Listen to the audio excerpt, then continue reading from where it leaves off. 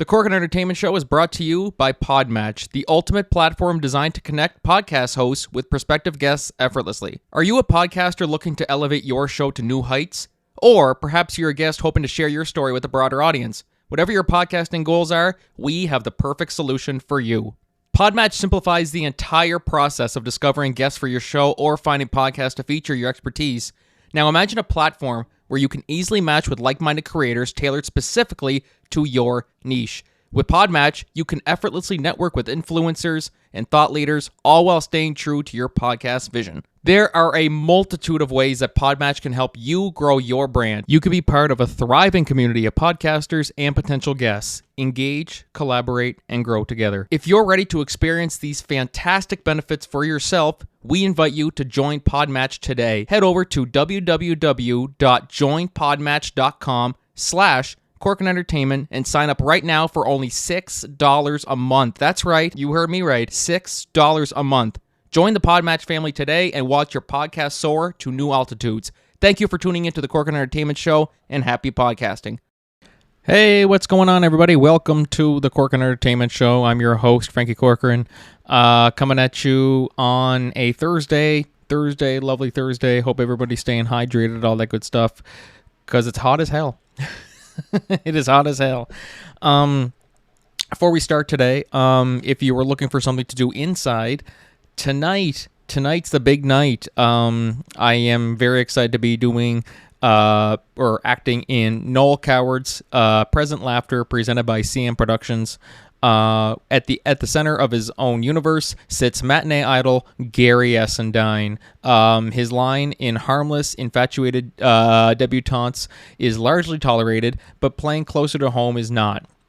Just before he escapes on a tour to Africa, the full extent of his misdemeanors is discovered, and all hell breaks loose. So this runs tonight through Sunday, the 14th to the 17th.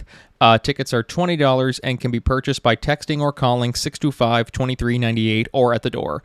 So yeah, very excited for that. And then also, it's going to be a busy weekend here. The annual Mayor's Barbecue is going on at the Elm Park in Chatham. So this is for all my local listeners listening. Definitely come on, guy. We're going to have a vendor set up, a Corkin Entertainment vendor, and hope everybody comes on down and, find ways to get involved and all that good stuff. So it will take place Sunday from 1 to 3 at Elm Park. If it rains, it'll be held as the Eco Center, which is the curling club, at the same date and time. It's a summer tradition like no other, and information booths are a major attraction at this event. It's free, it's fun, and you'll see lots of people. So very excited. Definitely be sure to come on down and find out how you can get involved. Or if you're newcomers to Miramichi, come on down and see what amazing opportunities are out there.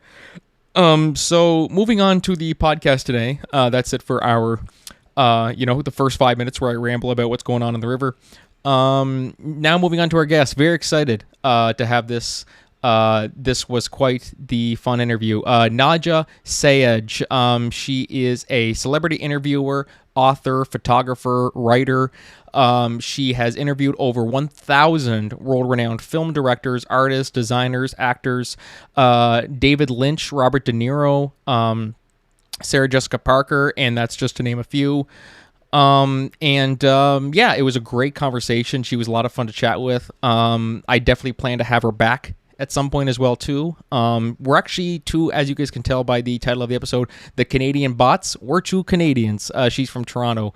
So you'll hear in the episode where the Canadian Bots, the Bots part comes in.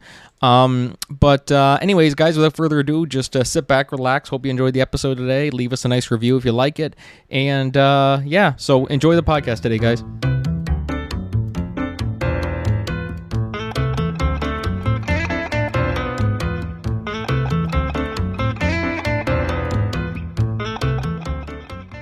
Well, hello, everybody. Welcome back to the Corkin Entertainment Show. I am your host, Frankie Corcoran, and today I am joined by a jack of all trades. She's a celebrity interviewer, photographer, You name it, she does it. She's an author as well too. She has some published books out as well, and they can be purchased Amazon, wherever you get your books at. Very excited to have her on here today. Nadja Sayej. Nadja, Hi, how are you how's it going? today? It's Good. yes. Hello from New York City. How is New Brunswick? New Brunswick, we are doing great over here. It's hot as hell today. We're in the middle of like a heat wave. But you're from Canada too. We were just talking I about that. am. You're from Toronto, right? I am. Yeah, I'm Canadian, born and bred. And I'm so curious though. Do you speak French?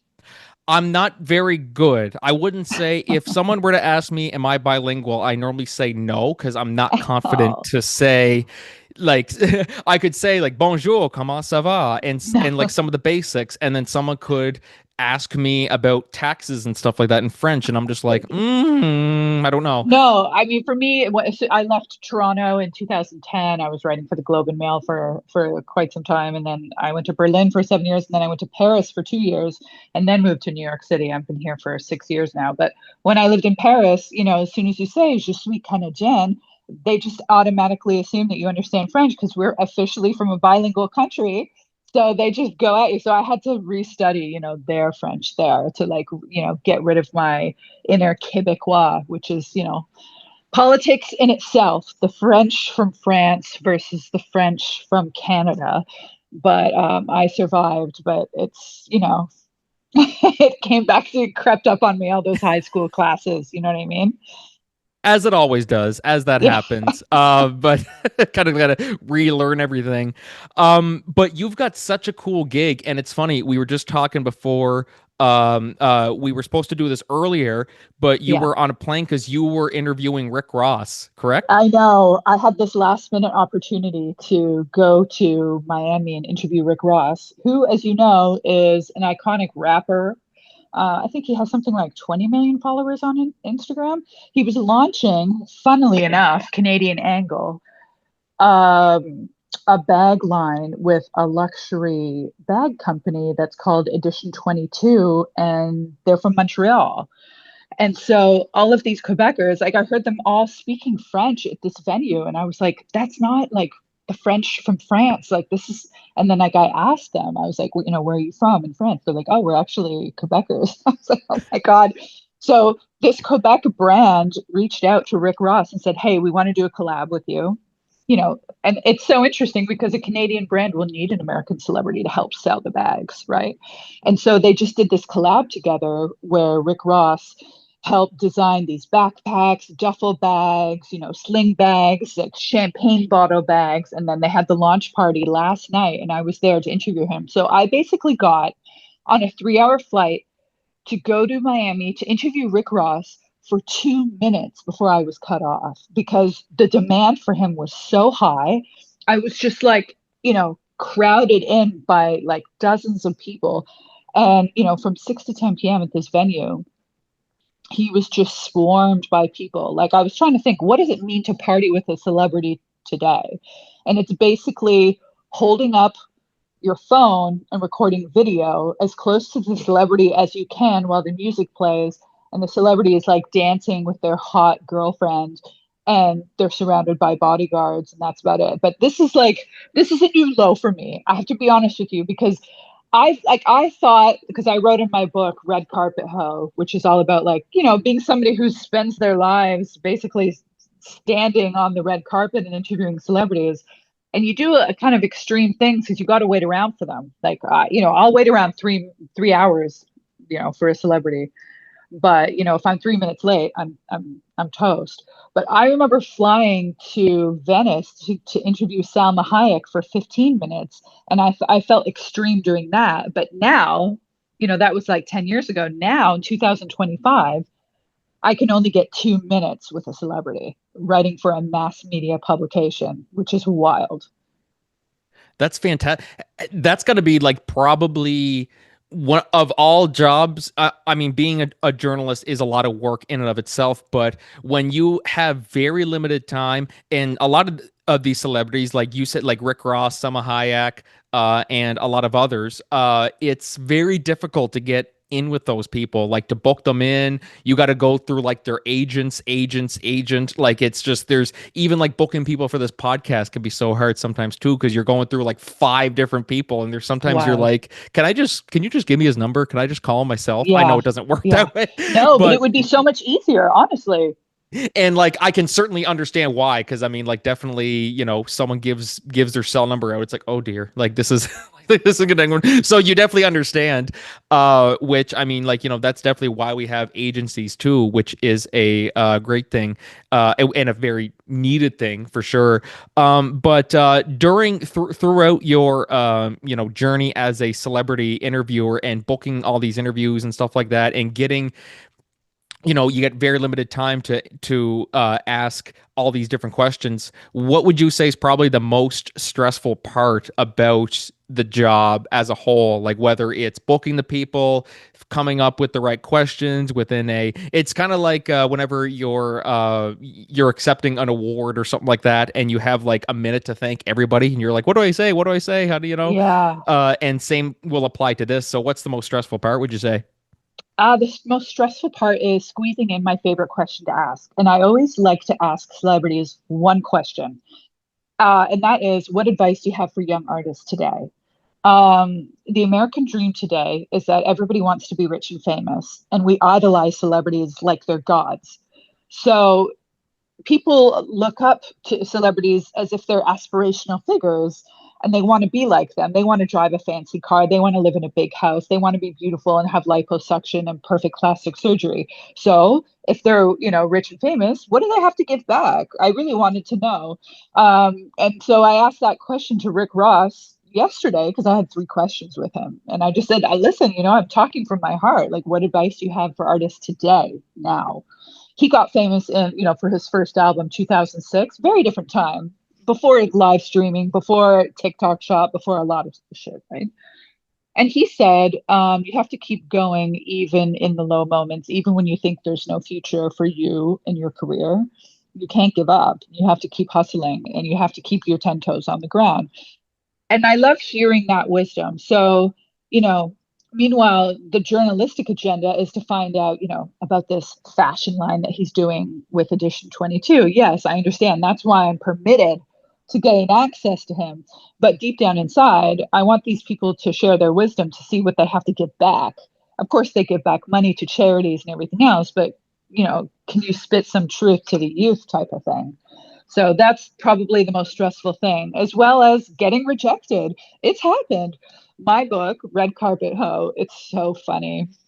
The very first chapter that's in here, it's a it's called Poor and Ugly in Las Vegas with Paula Abdul. And I flew all the way to Las Vegas on my own dime. There's her with her 13-year-old dog, Bessie. I'm not even sure that dog is alive anymore. But this was in 2020. And I got there and, I went backstage. I met her she was doing a Vegas residency, lip syncing, basically. Amazing dancer, right? Michael Jackson's old choreographer was there. It was great. And then there was an after party. It went till 3 a.m. I was, trying to interview her there. Not possible. Her agent said, just come to her hotel room tomorrow. Here's the room number. So the next morning, I booked my flight to return to New York City in the afternoon. And in the morning, I'm going and I'm knocking on Paula Abdul's hotel room door in Las Vegas, and the assistant comes to the door and says, "Sorry, Paula isn't feeling well. She has to cancel." And slammed the door in my face. And I thought, wow, I can't. I just spent hundreds and hundreds of dollars on a hotel and a flight to get to Vegas. It's kind of what, to be rejected by Paula Abdul. And that's kind of what started this book, because I just thought, you know, you're not even given the opportunity to do the job, even if you show up. Do you know what I mean? Is that kind of like a badge of honor to say I was rejected by Paula Abdul? Like some people take those. They always say it's like getting punched in the arm by Muhammad Ali, in the sense of, yeah, it stings a bit, but you get to say that Muhammad Ali punched you. you know, like Yeah. whereas Paula Abdul is, Paula Abdul, so you're getting her to reject you. Is that a badge of honor, or is that something that how do you take that? I mean, it was too bad. And then they said, we'll take our phone number and we'll do it over the phone later. And I just thought, this is like a losing battle. I'm not going to continue to beat myself up with, because it's going to get lost and then they'll get back 2 months later and this and that.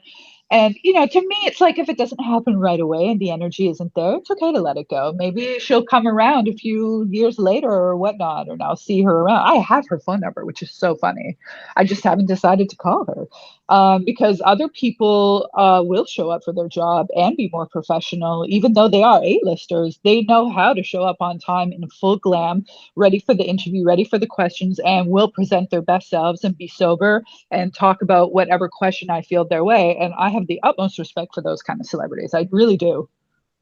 And we're gonna leak Paula Abdul's phone number in this podcast right here, guys. This is exclusive. Everybody's gonna be no, that would get us lots of traction, but it wouldn't look good on me.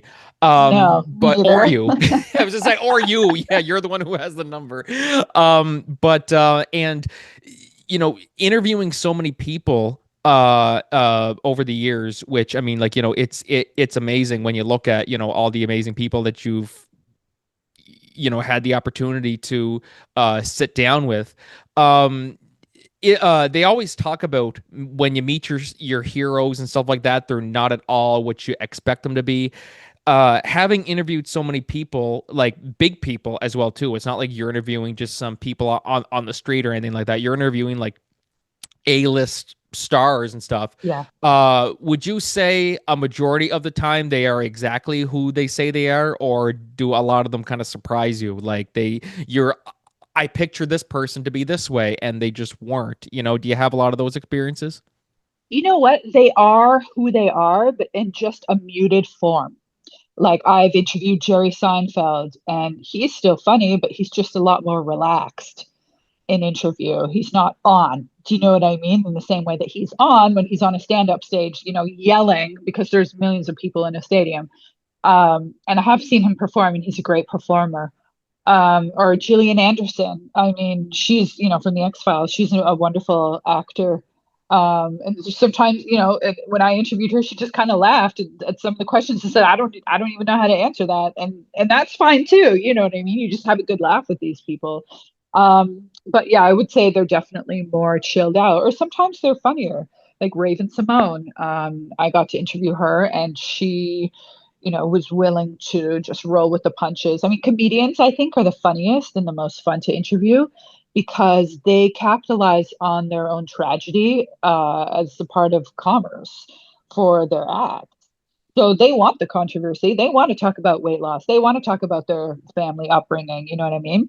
But if I was to talk to a model, they're just kind of there to sell something. I hate to say, you know what I mean? Whether it's a skincare brand or a sunglasses line, you know, or with actors, it's usually just talking about the TV show. Now the PR people are being so controlling, as maybe you know, that they want the questions in advance, and then they feel that they have the right to edit the questions and edit out any personal questions.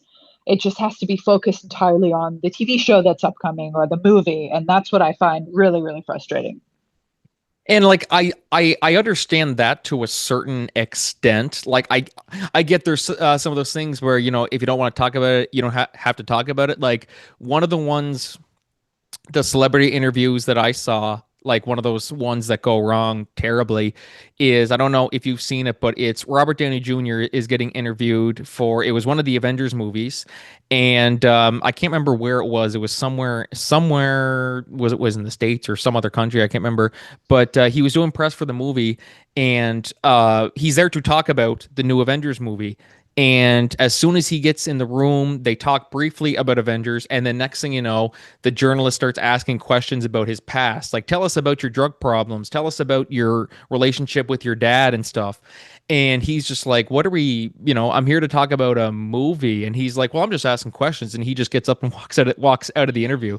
Yeah, Like, no, that's I understand that for sure because I mean some of those questions are really invasive, and if you're not creating like a supportive environment, you know, to hear those people out, then don't ask them. I try to not ask questions that I would not want asked to me. exactly. Like, It'd be one thing if you were doing like an expose. Let's say this podcast here is going to be an expose on Nadja. I'm going to Or if I was doing an autobiography, because some celebrities do dish all of that stuff and they purge it all out at the end of their lives when they're 70 or 80, and they're willing to talk about all their childhood trauma and everything else. If they're doing interviews specifically about their autobiography, I believe that those questions are valid for that. Yeah. exactly. But if you're here to promote a new movie and next Yeah. thing you know, they're talking about your past and everything, it's like, okay, dude, you're crossing a line here. We need to, it's, do you agree with the thing of someone said one time in one of these it was recently there was an incident with Theo Vaughn where a fan kept approaching him at a bar and Theo clearly didn't want to talk to him and then eventually Theo got angry and pushed him. They say he choked him. He just grabbed him just by around the throat area and just pushed him back. And someone said, "Guys, just don't meet your celebrity, or just don't approach celebrities. Like, just don't. Like, is that a good lesson to go by? Like, if you see a celebrity out in public, should you go up and approach them, or should you just let them be because they're just trying to enjoy their life? Unless, of course, it's for an interview and it's for their job, of course. But if you just see like Theo Vaughn at a bar, should you approach him?" I mean, I don't know. I think the general rule is probably no. I mean, especially if they're having dinner, that's a really private thing. They might have security around them that if you try and approach them, like I'm sure Taylor Swift has this, that they kind of buffer certain people away. But I mean, I've, been bumped up to business class and sat behind Pierce Brosnan on an entire long haul flight, and I was going to lose my mind because I was dying to talk to him. But you know what he was doing the entire flight? He wasn't watching movies. He wasn't on his phone. He was sitting there with a script, reading lines for like a new role. So whenever I went to the bathroom, I tried to like, engage to at least just say hi or something to be like, listen, I really respect your work. Um, but he didn't look up. He wanted his privacy. And so you just have to let them be that way. Yeah, because there are people at the end of the day. I get the whole deal of oh my god I'm such a fan and stuff like that. It's like okay I get that, but also there are people who are just trying to like you don't walk up to a plumber and walk up to them and just say hey man like great job fixing my toilet the other day, or like can I get a picture and stuff like that. It's like well no you don't see that with plumbers and stuff, but I mean But it like depends. It depends on who it is. I mean, some say, and when they do podcast interviews, like I always do selfies with fans. Like I'm a fan as well of this person and that person. But you might catch people on a bad day. It was so funny when I was getting off the plane, when Pierce Brosnan was sitting in front of me with his wife, and they had this escort who just like held up a piece of paper that had his initials, and then they like ushered him away so he wasn't walking through the same terminal as all of us. They just took him literally, like he went down the steps and then went in a private car and disappeared that way. And I thought that was so fascinating because they really have, separate lives. But I mean, selfies with stars, go to Comic Con. New York Comic Con is huge. It's coming up in October. So many awesome stars are going to be there. You basically pay to get a photo with a star. And I mean, hey, if you're going to do a selfie with them and it's their line of work because they're public figures, then, maybe paying $25 for a selfie with somebody who's your idol is not the worst idea. like it's not bad really. I mean like some of them charge even more. Like there's some I think I saw somewhere where it was Amazon or something. Someone was selling this autograph from Taylor Swift for a few a few $1,000s. And I'm like, wow, that's kind of I mean like I get it's Taylor Swift and stuff, but I'm like my God, that costs more than a ticket to see her live would cost. You know what I mean? Like Yeah. it's absolutely insane. Is there a celebrity that you still want to interview, like Taylor Swift? Like, would you ever want to interview her? Like such a huge celebrity. First off, do you see that happening? And No, I'm would not you really ever? that interested because she's basically like a corporate conglomerate in herself. I mean, I'm sure she is a very genuine person behind the scenes, but she also lives a very private life. You can tell that she's private because of how she treats her social media, because of her very limited amount of media interviews that she does do. I've never seen her on a podcast. That's just me, though. But I would like to interview some of my high school heroes. I would love to interview Courtney Love from Oh yeah. Hole. and I would love to interview Billy Corgan from the Smashing Pumpkins, just because that's who I looked up to when I was growing up. But anybody sort of from that kind of grunge music era, I would be all over it. But like you said, it can be ruined if you meet your idols, because what if you don't like them? Then the question leads to, can you separate the artist from the work? Do you still like Woody Allen movies, even though you know what kind of controversy and legal cases that he's been through? Do you still think that Bill Cosby is a funny comedian, et cetera, et cetera? So, morality is a big role in this as well, right? Oh, that's 100% it. And I know people always love to throw the political thing. And I used to love this celebrity, and then I find out that they're a Trump supporter. Not to talk about politics or anything, but that's the thing. Like, people find out that people like certain things, and they just go, "No, I can't support you anymore." It's like, okay. I mean, I understand where you're coming from, but I mean, there's a part of me, like, maybe it's different for me because I'm like, if you believe in that, you believe in that. Like, if like it's to me, as long as it's one of those things where you still treat me with respect, you still treat me like a person and a human being, and you're still nice to me and stuff like that, then yeah, you believe in whatever you want to believe. But on yeah. I have an example of that. I interviewed a Trump supporter, celebrity. Oh, others say you interviewed Trump. I said what? No, oh my God, that would be right in the headline, wouldn't it? Canadian interviews Trump. Oh my God. No, it was Nelly and Ashanti. Nelly the rapper, Oh and yes. he's from St. Louis, and he was invited to perform, I think, at Trump's inauguration or one of his parties around that time when he became president again. And he jumped at the opportunity, even though his wife is a Democrat. And he said, "Who's from New York?" And he said, "Listen, I'm going to do this." And she was like, "I really don't want you to do it." And he did it. And they created a reality show that's on Peacock right now that was recently released called "We Belong Together," and it shows this journey of these iconic R&B and rap singers, navigating this like very delicate territory of politics and pop culture.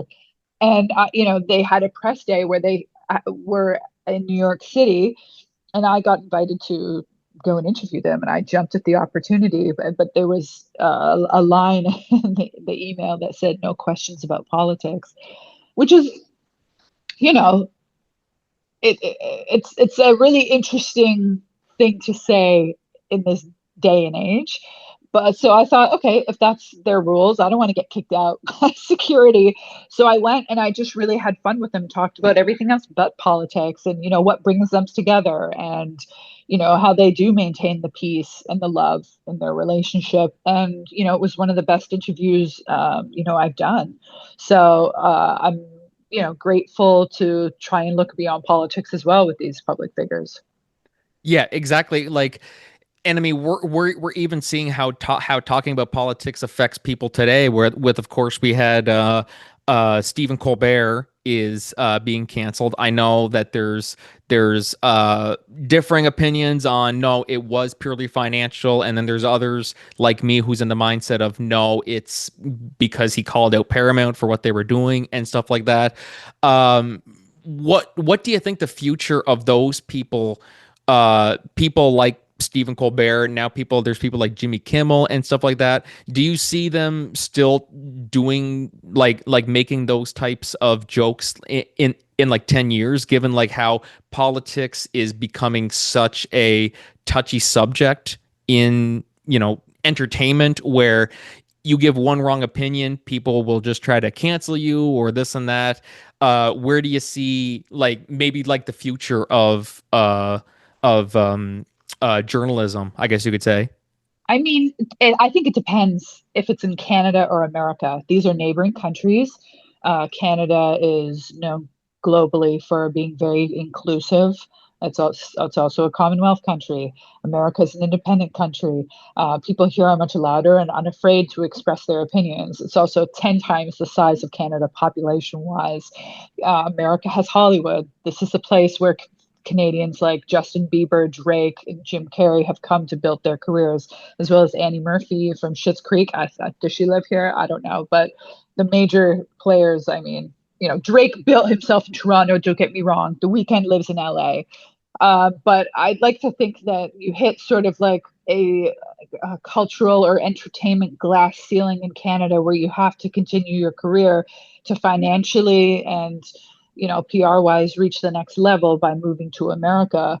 I love entertainment and pop culture. This is something I've been writing about and interviewing people for over 15 years.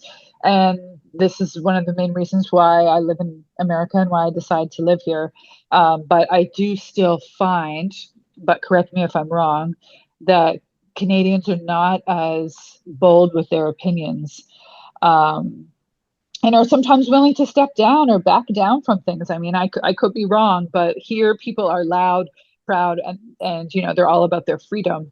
So, will things change in journalism? I do think that anybody who has been canceled can very easily start their own platform, and not depend on networks and start their own podcast, because let's face it, journalism is dying because people don't want news robots anymore. They don't want anonymous news reports. They want conversations between real people. They want to see your face. They want to know that you're a real human being. They want to know that you're flawed.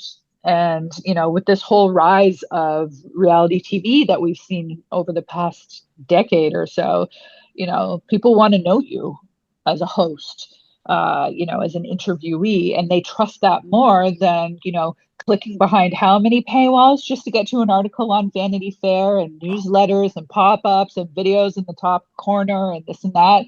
People don't want to deal with the BS anymore. They just want to connect with real people. And the easiest way to do that is on YouTube. This episode of the Corcoran Entertainment Show is brought to you by Holy Hydrogen. Okay, guys, let's be real. We all try our best to stay hydrated, right? But not all water is created equal. That's where Holy Hydrogen comes in. They've got this awesome device called the Lourdes HydroFix Premium Edition, and it takes clean water to the next level by infusing it with molecular energy. That means you're not just drinking water. You're giving your body extra support with every sip. Better energy, less inflammation, and a real boost to your immune system. So try the Lourdes HydroFix Premium Edition today by going to shop.holyhydrogen.com/Corcoran and use the promo code Corcoran for $100 off your purchase. Again, that's shop.holyhydrogen.com/Corcoran and use the promo code Corcoran at checkout. Stay hydrated and stay healthy. Yeah, exactly. And even podcasts now have become such a very like some people even argue. I mean, like, I'd love to hear your take on this, that podcasts are becoming more relevant than the news itself. Is that accurate? I mean, it's funny because it's a double-edged sword, because it's like, it's a place where you can get news ad free directly from the horse's mouth, right? And then in that case, then the answer is yes. But if we're just gossiping or, reading journalistic reports on something else, and we get one fact wrong and we're talking about it on a podcast, and then that incorrect fact then later gets abstract through other social media reports, then we're contributing to misinformation.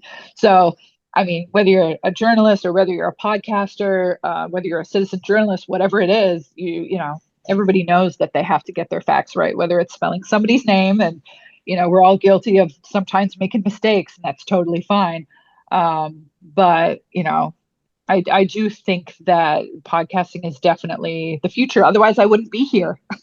Yeah, exactly. And you've done many podcasts too, which I was Yeah. watching some before. And is that something that you're getting more interested in doing lots of podcasting and stuff like that? Because I mean, of course, Podmatch is fantastic. Yeah. Podmatch Yeah. has been a fantastic platform to work with. Yeah. And it's one of those things of, I mean, like, we wouldn't be talking now if it wasn't for that. I mean, what would you say has been the best part about, this podcast tour, I guess you could say? I mean, I feel like I say to people, I'm always promoting Podmatch, and I'm saying you should go on it because it's a great way to talk about your industry because you're an expert, and it's also a great way to meet new people who are in the industry, and to gain more experience. This is like a media training DIY in many ways. And then some people say, "Oh, I'll wait till my book comes out so I have something to promote and something to sell." But I mean, I don't think that people always want to be sold things. You know what I mean? People don't like ad reads; they kind of zone out to them. So, yeah. So in that regards, I just think that it's a great way to connect with other people around the world with shared interests. And when we are left behind, and we go on to whatever it is we go on to after this lifetime, these podcasts are going to be like what's left of us. It's kind of funny when you think about it. It's kind of sad, really, to think about it that way. I'm like, Sorry, I'm kind of morbid that way, but I'm it's thinking about great. my It's legacy now. You want to know what Frankie Yes, Corcoran was like? Just listen to his podcast. Like, exactly. Right? that's it. I mean, it's a nice legacy to leave by. I mean, Yes. like it's one of those things of they're like, how do you want to be remembered? Yeah, it's weird that I'm talking about this now. I'm like, why am I? How old are you? I just turned 26. Oh my God. Wow. Yeah, no, you're like in it. Like this is great. I just started my own podcast like literally a few weeks ago. And I didn't even know the name of it when I started it. I just rented a studio, invited in a talent, and she's like, "What is this for again?" And I was like, "I don't actually know yet." Just gonna turn on a microphone and I'm just gonna say what comes out of my mouth and hope I don't get canceled. I'm just gonna ask questions and have a conversation. And that's the great thing because in traditional journalism, I went to Ryerson University for Journalism, which is apparently like the best school in Canada, The whatever. Harvard For of or no, for only the journalism school, but the Harvard of Canada, the Ivy League one, is McGill University in Yes, it is. Montreal, right? Yeah, that's it. Yeah. Yeah, I did not go there. So I went to OCAD for a degree in yeah, like art practice, like painting and stuff like that. That's why I love doing photo books because I'm still such a like visual communicator, and I love to put Oh, together, yes. these little, cute, fun paperback things. Because it's like art pieces, but you know, it's it's like when you learn journalism, traditional journalism, they want you to be news robots. From my experience, and that didn't work for me. I was like, I'm a culture journalist. I just want to interview artists. And then that led to celebrities. But we were always trained to not talk about ourselves and to sort of be invisible so the other person could fully open up and dominate and take over the conversation. But now I feel with this era of podcasting, it's a little bit more balanced where the host is allowed to have a personality. Exactly. And they kind of have to be too. Like they kind of have to have a personality because if it's just one of those things where if they're just talking like just very like this, people will hear it and go, "Oh, that's AI 100%." We're at a day and age now where hell, this could be an AI podcast right now for all we know. Nadja doesn't exist, guys. No, she's just a bot. She's just a bot here on this call. But Canadian bot. Canadian bots. We're the Canadian bots on this. Yeah. A. Hey, Canadian bots, eh? Oh, I love that. But You know, hey. But it's so funny. Like, are you starting to prefer podcasting over doing like your traditional celebrity interview, or like yeah, which do you prefer? All you do, really? I do. Because, and that's why I started to take photos because I've been writing for like, 20 years or so. And then I noticed I was going, because I got tired of writing about the art world. It was so pretentious. And, you can only write about exhibitions at places like the Art Gallery of Ontario and stuff like that for so long before you want something more. And so that's what drew me to entertainment. Going to cover film festivals, New York Film Festival, Venice Film Festival, Cannes. I mean, it's expensive to get there and to camp out and find your 3-star hotel and everything else. But, the people you meet and how close you get a chance to get to these stars and watch them talk, in small theaters is just such a wonderful experience. You learn so much about the entertainment industry. Um, but what was I talking about again? I almost forgot. Liking podcasting more than actual celebrity, Yeah, like your it's traditional like interviews. Yeah. yeah. So I started bringing around a camera because I'm sitting there with Salma Hayek and I just had my audio recorder and I felt so corny because I was like, I have to get a selfie with her. I have to get a portrait of her with a camera so I have a memory of this moment. She's totally glammed up, totally gorgeous. And then I wanted to have a video recording of the interview, right? And because it feels more relevant now to post the video of a celebrity interview than, to just write the article and to not include any images. So, but it also depends on how vain they are because some of them don't allow video on a phone because they want professional lighting so it doesn't make them look old. So you have to, it depends on the rules, but I'm definitely leaning more towards video. I started a video show in Toronto. It was a YouTube show called Art Stars TV in 2009, and it was me, a cameraman, and a video editor. And we basically hit up art openings and just kind of did off the cuff, like Tom Green esque interviews with people to try and gain a response from like a really academic community, tried to make the art world fun. That didn't go over very well because we were too comedy focused, and I got kicked out of a lot of places, but it was fun and totally worth it. I brought the show to Berlin, and then after, almost 10 years of doing it, I just had to give it a break. But now, picking it back up again, and I think that Art Stars will continue in a podcast format because I just still love interviewing artists. And, there's so many stars around, and there's so much wisdom, whether it's about business or career or personal stuff, that I think people need to share and give back if they're going to sit down with me. Yeah, exactly. Exactly. Do you have an oh shit, did I just oh there, sorry. My volume just went Okay. down for a minute. Do you have any influences, like people who have influenced you as an interviewer? Because that's a Oh my big, God. like, looking at, like, one of my biggest influences in, like, interviewing and stuff is like Stephen Colbert, Conan O'Brien, those types of people. Hell, when I was 9 years old, I used to dress up like Stephen Colbert and do a Stephen Colbert and Conan O'Brien, and I would do like my own made up talk show in my basement when I was a kid. I love that. And I've always, my childhood hero was Ricky Lake because she ran like a daytime talk show. So you and I, if we were kids at the same time, I would have been a guest on your show, you would have been a guest on my show for sure.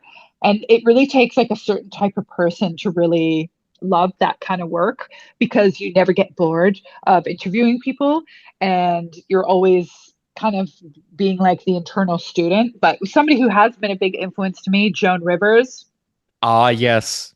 R.I.P. she's one person. I mean, she died before I could interview her. She's my one regret that I wish I got, because she's just like she was like this loud, bold, unapologetic, glamorous New Yorker, and was so ahead of her time. And I think that she's definitely an influence, as well as Hunter S. Thompson, the author of Fear and Loathing in Las Vegas, the Gonzo journalist. He was definitely a big influence to me. Where you're stepping out of this typical journalistic role and you're making yourself a character in it. Your life is your movie, and you're I don't want to say main character because that sounds so narcissistic, and that's a little bit more Gen Z. But I'm Gen X, so I'm not an extra in the movie in my own movie. I'm not the main character. I am the narrator. Okay, there. We'll leave it at that. That's a very nice way to put it, actually. You are the voice. You are the voice of or you were just the voice, period. Just the voice, That's a great way so to yeah, put it. I love that. yeah, I love that. yeah. And you're also Canadian, the Canadian voice. Right? The Canadian voice of reason in this crazy country that I live in. Sometimes I'm like, what am I doing here? Like, it's so wild and it's so crazy. I'm like, why don't I just go live on some lake in Ontario somewhere and just live a nice, quiet, peaceful life? And I'm like, no, damn it, I'm addicted to the drama. And that's really what, celebrity journalism is. It's kind of an addiction. It's like one interview, I got to get this, I'm chasing it, I got it, okay, when's the next one? You know what I mean? And that's just kind of how you build this momentum and gain skills and experience and contacts and keep going. And then, next thing you know, there goes 10 years. Yeah, just like that. And it's scary how it goes sometimes. How hard was it moving from Toronto to to New York? Like, how difficult was that? Oh my God. So I left Toronto at a time when it was the recession, the Wall Street crash, and everybody was really struggling and, financially. And I just couldn't make a living from the Globe and Mail anymore. So I went to Berlin because I knew a lot of Canadians that were moving to Berlin and they were paying 200 euros a month for rent for studio apartments. So I thought, okay, and I moved to Berlin and I found an apartment for 200 euros a month, which is about 250 Canadian maybe. And I was able to build my life and um, focus on creativity. It wasn't just a type of city. And Berlin, I don't know if it's like this still, but in 2010, you could work and make money and then still have time to experiment and do art projects and then do collaborative projects and do this and that. You could do many things. I was working on music projects. I was a nightlife photographer that I made money that way. I was a freelance writer. You know, I was part of performance projects, music videos. There's like a lot of, creative things that you still had time to do. You could go to the bar and spend $2 on a beer and then call it a night if you wanted to. So it was really accessible. And so a lot of creatives moved there around that time. I've met people and friends from Russia, from Georgia, from Greece, from Portugal, from Spain, everybody from France, because it was cheaper to live in Berlin than anywhere else in Europe at that time. But adjusting was very hard because in Canada, the healthcare system, for when I left at least, was not something that you had to pay for. And in other countries, it's a little bit more of a complicated process in how you pay, and you have to get used to that. And then the language barrier was hands down the hardest thing I ever had to do. I'm fluent in German now, and I didn't even want to be.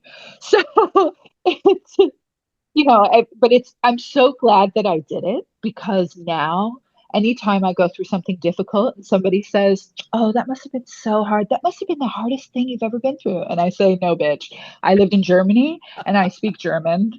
So don't even talk to me like I'm some weak Canadian because I will, bring that German efficiency, down to the bottom line." So it's funny because people have said to me, "Oh, you're Canadian, but you're not nice." I'm like, "Yeah, I spent too long in Germany. I'm sorry."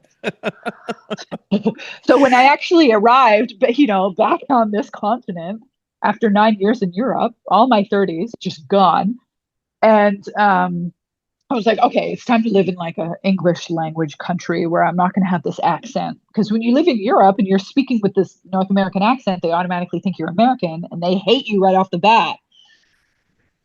So, um, there's a lot of American hate in Europe, and people don't realize that just because of tourism. But so when I arrived in New York City, I was just like, oh my God, I want a studio apartment. I found a studio apartment that it was like $2,000 a month, 10 times the amount I was paying in Berlin. I was like, I've got to hustle financially. And this apartment was like 1/8 of the size. It was 150 square feet. And I was like, all right, I was in the Lower East Side and I was like, I have got to work my ass off and just to prove myself, just so I can stay here. And there was no time for that experimentation of art and creativity and networking and, painting classes. I mean, no, it was like work, work, work. You have 3 jobs, you see people at work, and that's it. So New York was tough to adjust to because there's this, I go home to Canada, or I call my Canadian friends for heart, for soul, you know what I mean? Or I go home to like, get back to who I really am. But in New York, it can be sometimes a little bit soulless if you're not careful. And so you have to really balance with your work life, like all of this exciting celebrity stuff. Don't get me wrong. This is where the industry is. This is where you're going to meet people, and it's super valuable. And people here work very hard, and I respect them very much. But sometimes you just need a little bit of a break and just be like, I'm going home. I'm going to have some Timbits with a double double, and then I'll be back in a week. You're singing my song. You're singing my song. What what So, what flavor Timbit is your favorite? oh my God, I haven't had them in so long. I'm on a diet, but I would have to say the chocolate glazed or the honey glazed are your good classic Timbits. But I mean, now when I go back to Tim Hortons, I feel like such an old person. I'm like, wow, there's so much, like, there's like a whole cuisine. You know what I mean? Like this identity of it being connected to this hockey player, Tim Horton, is completely erased. And they've got wraps and like chicken grilled sandwiches and, like a whole dessert menu. Like it's wild. Like it really has become this kind of McDonald's of Canada. It is like literally. My brother pointed out to me. He said, "I haven't had Tim's." He said, "Anytime I don't have a Tim's coffee during a day, I get kind of a migraine." He said, and so me, he's like, uh, "It's just so engraved in our DNA, like who we are. Like it's like we can't imagine life now without it." So True. people don't know. Anybody in New York, wherever that you are in the world, if you think Tim Hortons is just a coffee shop, you're wrong. It's No, it's our cultural home, man. And like, all these Canadian celebrities, that they've been there. You know that they go there a lot. I mean, they grew up with it just like us. But here in New York, what do we have? We have Dunkin' Donuts, but that's not so much of it doesn't have so much of a dominant force as Timmy's does. It's kind of balanced out, I feel like, with Starbucks. And then these independent, like chic, you know, high-end coffee places that New Yorkers like. It's really just about speed. Wherever you can get the fastest coffee is where you go to on a regular basis, period. yeah, exactly. Exactly. And it tastes better.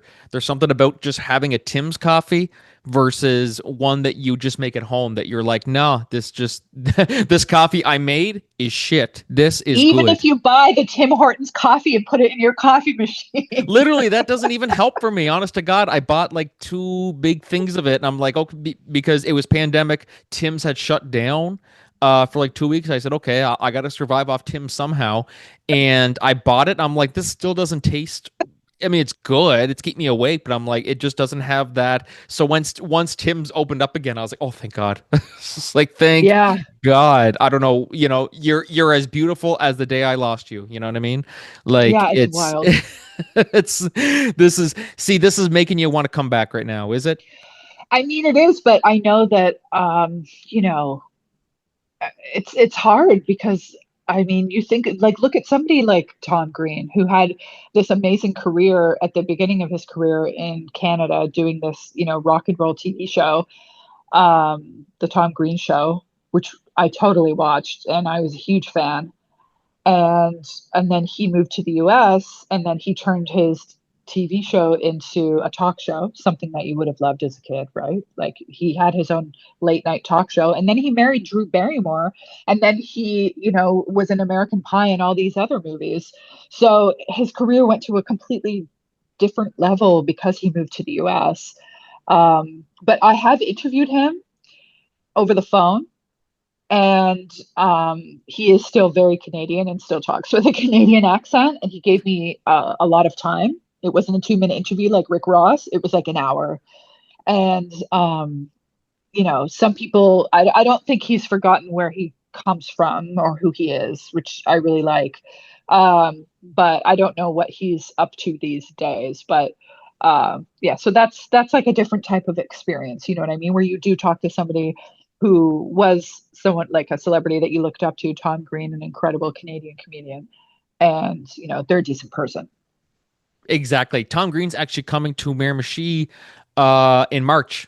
There's Oh, tickets on sale great. for it now, so I'm gonna Oh have my to. I gosh. actually reached out to try and maybe get him on the show, and I haven't heard anything back. So if you're talking to him, tell him to call me. Tell him to answer or All tell right. his agent to answer my emails, uh, Okay. or even Deal. just a yes or no. If you don't want to, it's okay, but I just want to answer.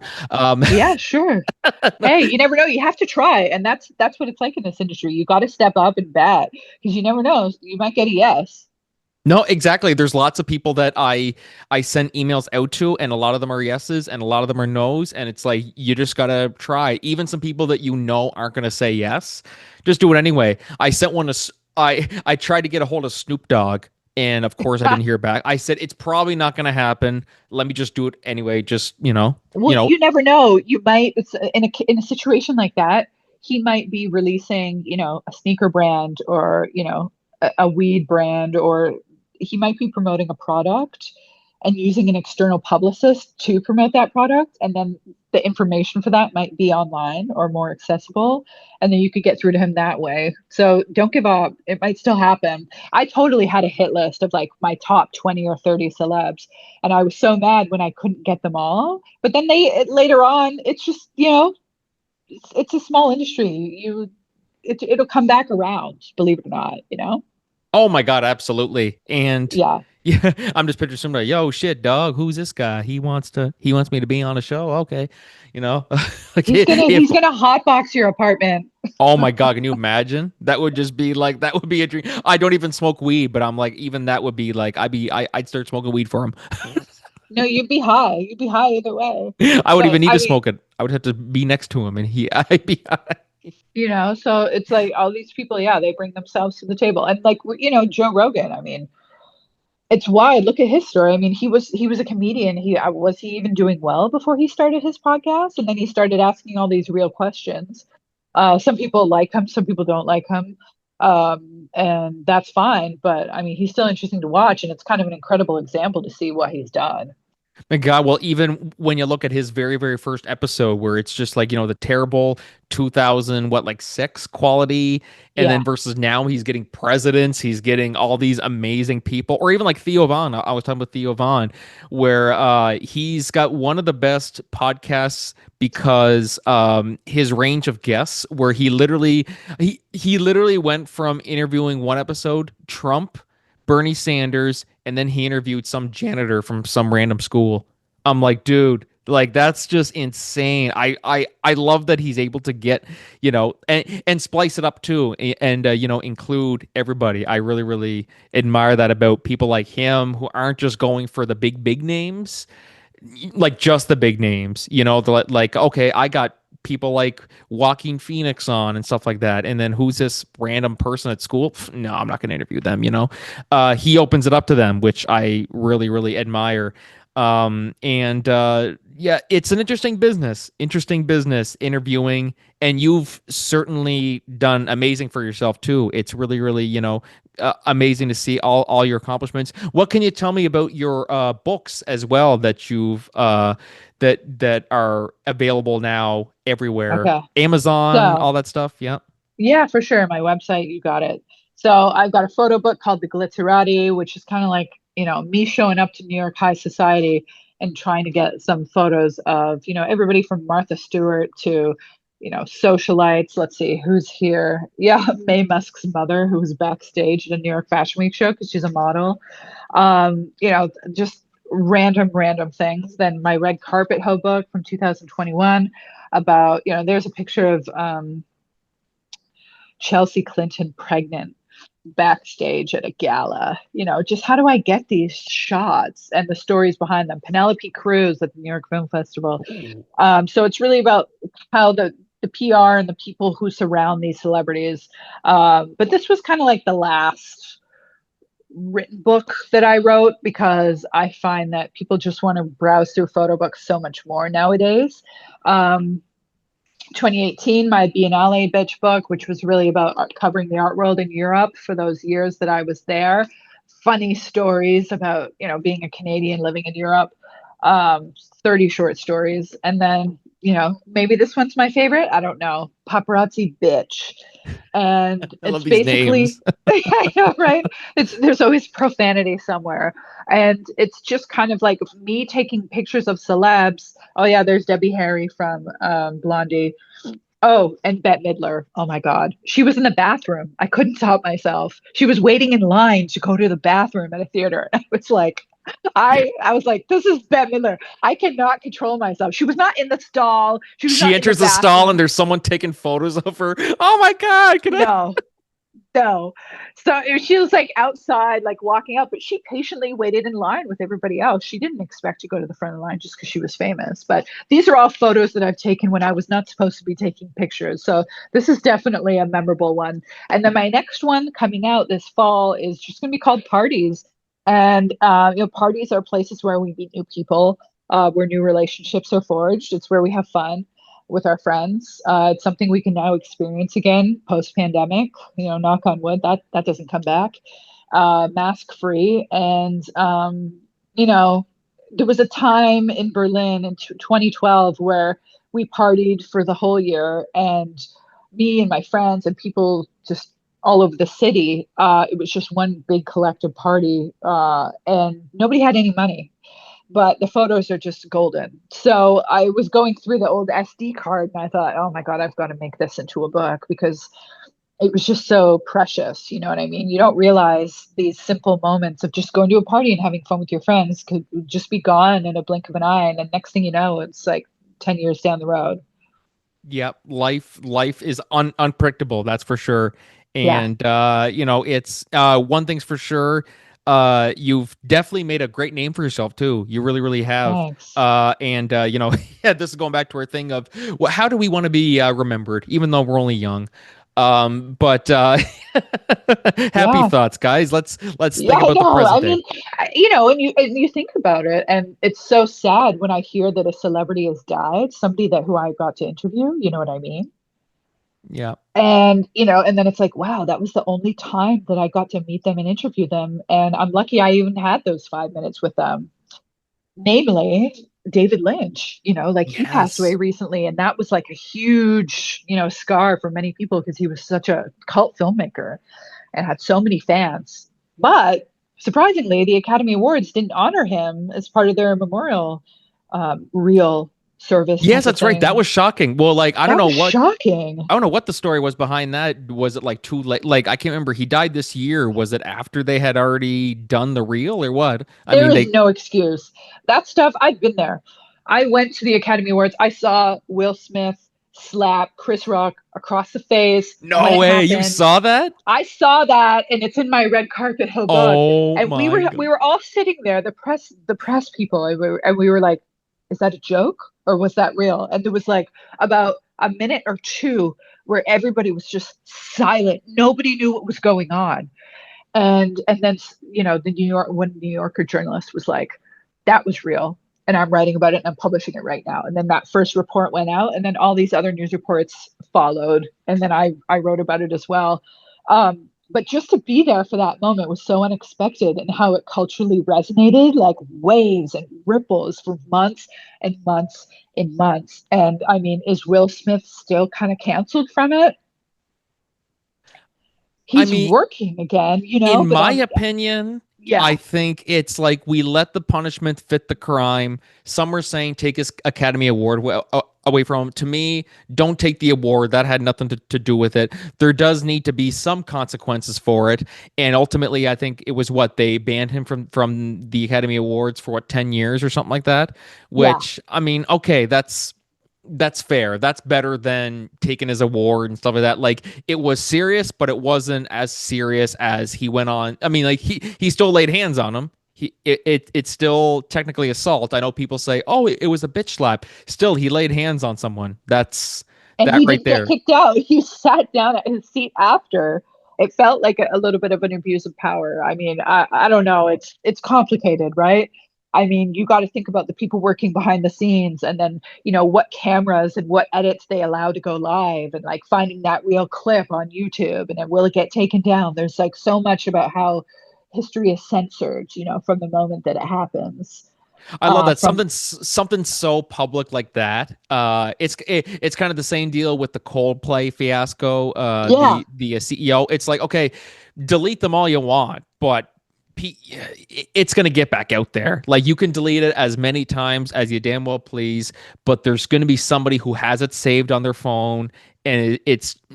I mean, all it takes is one person, and then they send it out to a bunch of people, and then they send it like it's never gone. A moment like that, like even if they did delete that footage online, somebody would have saved it. Like it's just, I think it's going to be the in the internet echo chamber forever. yes, and the slapping moment, I think that's what like 200 million views now on YouTube, something like that. It's a well, I mean, it's an iconic moment. It's It one of was those moments. crazy.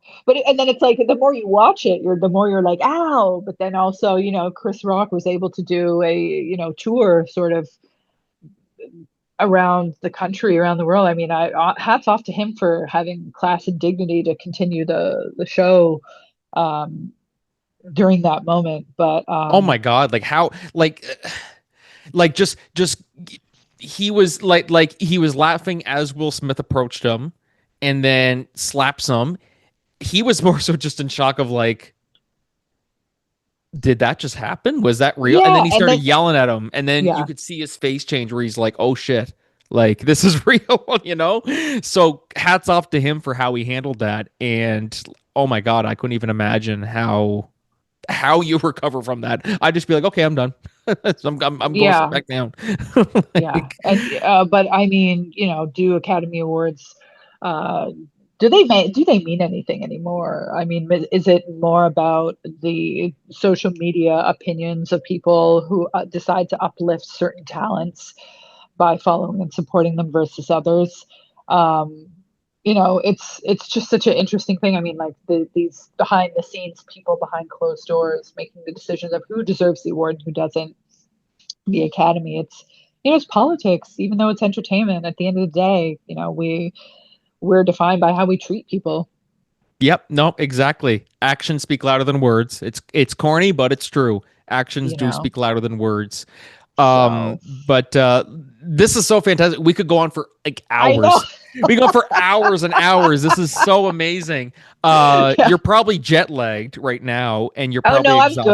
Oh, good. you're I'm good. good. I'm used to it. I'm totally fine. But That's so good. you Uh, know, it seems like if we ever have extra time to start our own podcast together, we could probably do it quite easily. oh my God. Well, call me anytime. Anytime you I can call will. me, and we will start. Guys, stay tuned for that. Yeah. Nadja, where can people find you on social media and all that stuff? I think we mentioned it earlier, but I'll make sure that we Yeah, give sure. another So little you can plug. just find me on Instagram. It's NADJASAYEJ. That's N as in Nancy. And I'm also on TikTok too, and I'm posting my interview clips with celebs on there. I and yeah, and then I have my website, which is under my name as well. I'll send that to you just so you have it. So reach out if you want a signed copy of the book. Let me know, and yeah, That's keep awesome. watching. Keep watching. Keep watching. Oh man, that's so good. I don't know why my mic keeps doing that.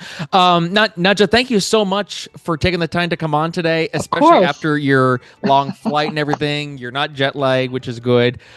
so good. But just thanks for taking the time to come on, and let's definitely. I can't wait to start our own podcast. This is gonna be awesome. I know, right? Let's do it. I'll send you So Tom Green's info. All right. yes, please tell him to call me. Okay. Um, Guys, thank you so much for listening to the show today. We will see you guys in the next episode. But until then, this is Frankie and Nadja signing off. Cheers. Bye.